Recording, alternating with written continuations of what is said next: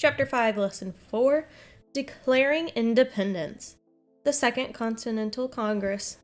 In 1774, the Continental Congress agreed to meet again if the British did not address their complaints. In fact, as the battle at Lexington and Concord in 1775 showed, the dispute between the British and the colonies had worsened. Distinguished leaders. The Second Continental Congress met on May 10, 1775. The delegates included some of the greatest leaders in the colonies. Among them were John and Samuel Adams, Patrick Henry, Richard Henry Lee, and George Washington, all delegates to the First Continental Congress. Several new delegates came as well. Benjamin Franklin, one of the most respected men in the colonies, had been a leader in the Pennsylvania legislature. In 1765, he represented the colonies in London and helped win repeal of the Stamp Act. John Hancock of Massachusetts was a wealthy merchant. He funded many patriot groups, including the Sons of Liberty. The delegates chose Hancock to be president of the Second Continental Congress. Thomas Jefferson, only 32, was also a delegate. He served in the Virginia legislature. Jefferson was already known as a brilliant thinker and writer. The delegates at the Second Continental Congress had much to discuss. Though American and British blood had been spilled, they were not ready to vote for a break from Britain. It would be another year before Jefferson would write the Declaration of Independence. Key actions. The Continental Congress did take steps to begin governing the colonies. It authorized the printing of money and set up a post office, with Franklin in charge. The Congress also formed committees to handle relations with Native Americans and foreign countries. Most important, it created the Continental Army. Unlike local militias, such a force could form and carry out an overall strategy for fighting the British. The Congress unanimously chose George Washington to command this army. Washington was an experienced soldier and a respected Southern planter. He left Philadelphia at once to take charge of the forces in Boston. The delegates then offered Britain a last chance to avoid war. They sent a petition or formal request to George III. Called the Olive Branch Petition, it assured the king that the colonists wanted peace. It asked him to protect the colonists' rights. The king rejected the petition. Instead, he prepared for war. He hired more than 30,000 German troops, called Hessians, to fight along British troops. The war heats up. Congress learned that British troops in Canada were planning to invade New York. The Americans decided to strike first. A unit of patriots marched north from Fort Ticonderoga and captured Montreal. However, an American attack on Quebec, led by Benedict Arnold, failed. Washington reached the Boston area in July 1775, a few weeks after the Battle of Bunker Hill. The British held Boston, but patriot militia ringed the city. Although the size of the colonial force grew every day, Washington realized that the men were disorganized and lacked discipline, the ability to follow strict rules and procedures. Washington began the task of turning armed civilians into soldiers. Washington also needed weapons. He arranged to have dozens of cannons hauled 300 miles from Fort Ticonderoga. Moving the heavy guns was a huge effort. In March 1776, Washington believed his soldiers were ready to fight. Under the cover of darkness, he moved soldiers and cannons into position overlooking Boston, while the redcoats slept. The move surprised the British, who realized they were now within easy reach of Washington's big guns. British General William Howe commanded his soldiers to board ships and withdraw from Boston. On March 17th, Washington led his jubilant troops into the city. They watched as the British troops sailed away to Halifax, Nova Scotia, a part of Canada. Moving toward independence. Many colonists held on to hope that the colonies could remain part of Great Britain. Still, support for independence was growing. It was inspired in no small part by writer Thomas Paine. Paine arrived in the colonies from England in 1774. He soon caught the revolutionary spirit. In January 1776, he published a pamphlet called Common Sense. In bold language, Paine called for a complete break with British rule. Everything that is right or reasonable pleads for separation. The blood of the slain, the weeping voice of nature, cries, "'Tis time to part." From Common Sense, 1776. Common Sense listed powerful reasons why Americans would be better off free from Great Britain. The pamphlet greatly influenced opinions throughout the colonies.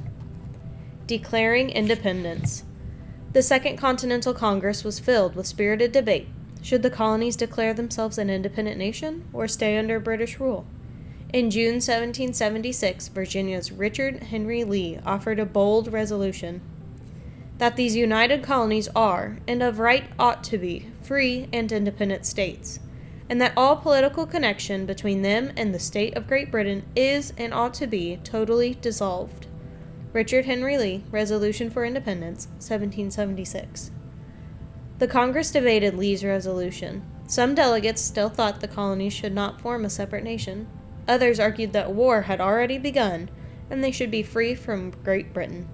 Still, others feared Great Britain's power to crush the rebellion. Writing the Declaration. While delegates debated, Congress chose a committee to write a Declaration of Independence. John Adams, Benjamin Franklin, Thomas Jefferson, Robert Livingston, and Roger Sherman formed the committee.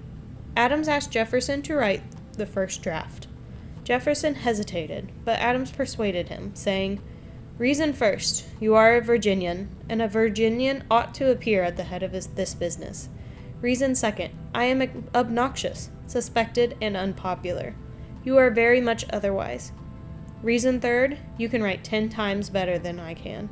From the Writings of Thomas Jefferson, 1822. Jefferson agreed that he would do the writing for the great project. He drew on ideas from English philosopher John Locke to explain why the 13 colonies were proclaiming their freedom.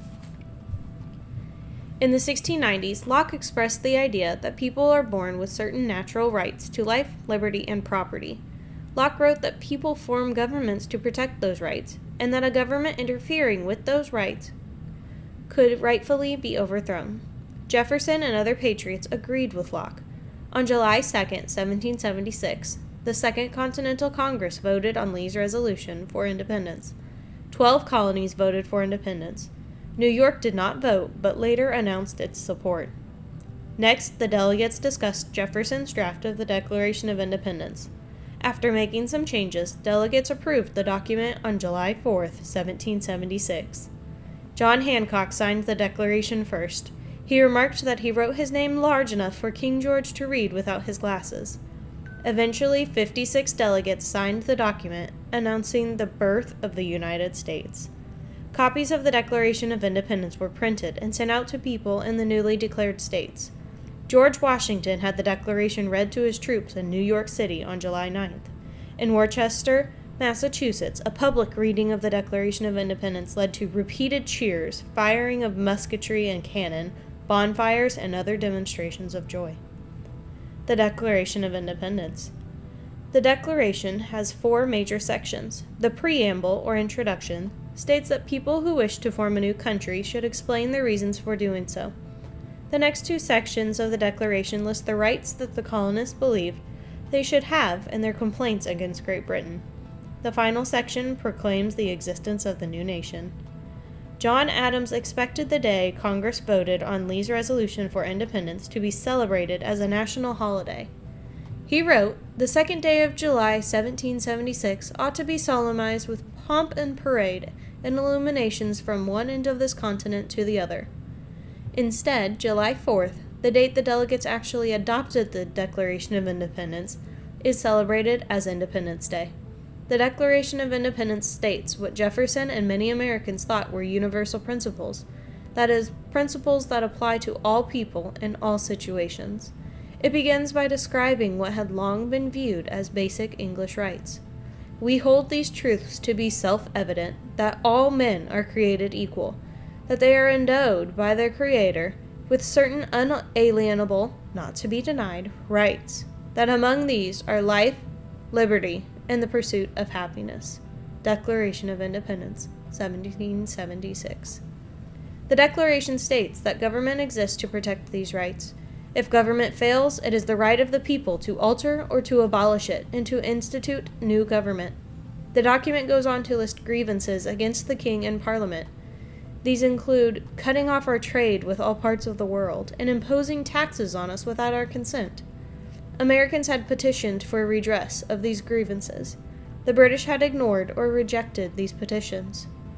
Finally, the Declaration announces America's new status. Pledging to each other our lives, our fortunes, and our sacred honor, the Americans declared themselves a new nation. The struggle for independence, the American Revolution, had begun.